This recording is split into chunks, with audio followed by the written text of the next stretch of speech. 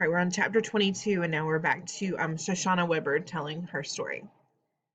I must be the stupidest person in the history of the world. I get straight A's in school, but obviously that doesn't mean anything. All it proves is I know how to study for a geography test. As a judge of character, I'm an F minus. I let that jerk, Alpha Rat, dupe me into believing he was different, that he was a nice guy. Well, a leopard never changes his spots. And that goes double for a scheming lowlife like Chase Ambrose. Falling off a roof, having amnesia, big deal. It doesn't mean you're not a rotten person today just because you can't remember being one yesterday. I can't even face my poor brother. And not just because his eye looks like it sustained a direct hit from a cannonball. It's all my fault. I'm the one who told my parents that the coast was clear and it was safe for Joel to come home. And I ended up bringing him back into the same line of fire that almost broke his spirit last year. I could kick myself, except for the fact that my toes are pointing in the wrong direction. I can't get anything right. It isn't just that Chase has gone back to his bullying ways. It's that first he convinced everybody he was a new person. And we went for it, hook, line, and sinker. Not just me, but the video club, the teachers, Dr. Fitzwallace, the whole school.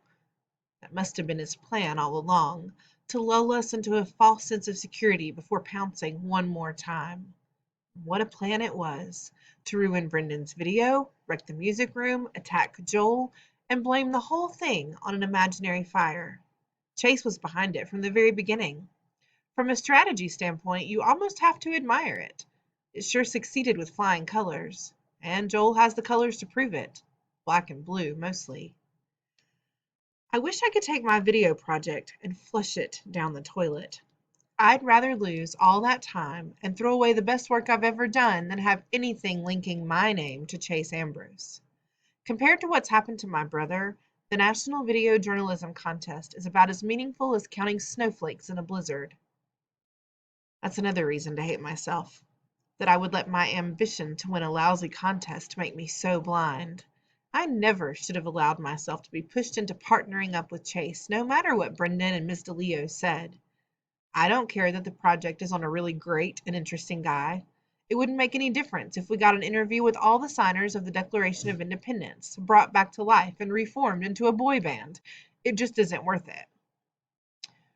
For the smartest kid in school, Brendan's even dumber than I am.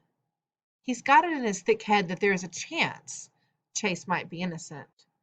I don't know, Shoshana, he insists.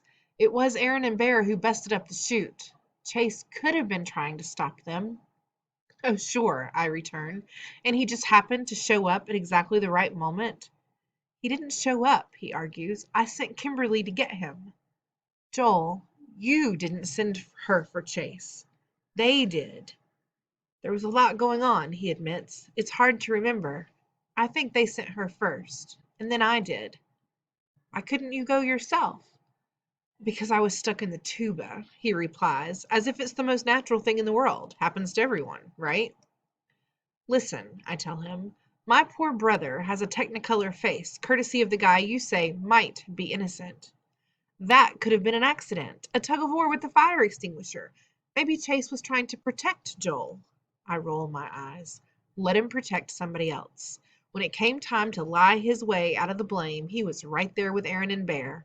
And that's all the proof I need. I know what it looks like, he agrees reluctantly. But doesn't Chase deserve the benefit of the doubt? Listen, I challenge. If what you say is true, then Aaron and Bear set him up and nearly got him kicked out of school. And where is he this very minute? At football practice, with the same Aaron and Bear who should be his worst enemies. What does that tell you? Well, it's not like he can come to video club anymore. And in the cafeteria, I persist, who does he eat lunch with? The football team. We won't let him at our table. We're protecting Joel. That's the real meaning of protection, not cold cocking someone with a fire extinguisher. I am so mad at that jerk, and you should be too. He's like a cobra. He lured us in until we trusted him. Then he struck.